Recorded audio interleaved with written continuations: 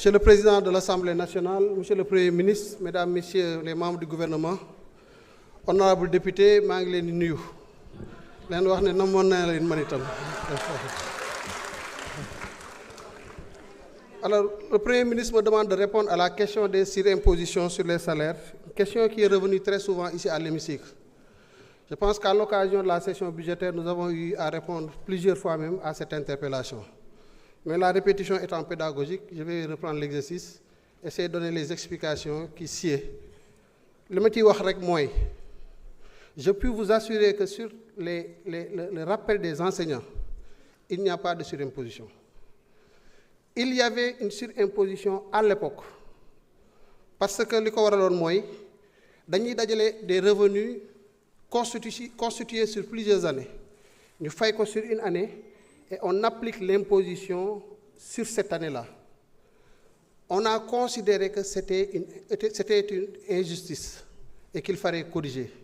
La correction a été opérée. Les revenus constitués par des rappels ne sont plus imposés sur une année, mais plutôt sur une période maximale de 4 ans, conformément effectivement à l'équité fiscale.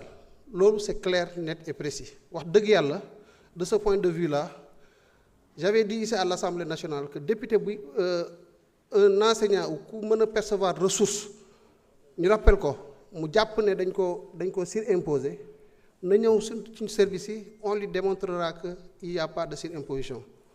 Léegi nag je vais faire une petite précision parce que un agent day passer d'un statut à un autre nekkoon un contractuel ñu régulariser ko dans la fonction publique mu war a émarger au Fonds national de retraite war a am ay cotisations te loolu c'est pas une imposition, c'est une constitution de revenus futurs pour bu demee à la retraite.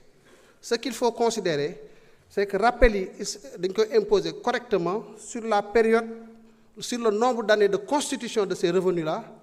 Par contre, ces revenus aussi font l'objet d'un autre prélèvement au titre du Fonds national de retraite.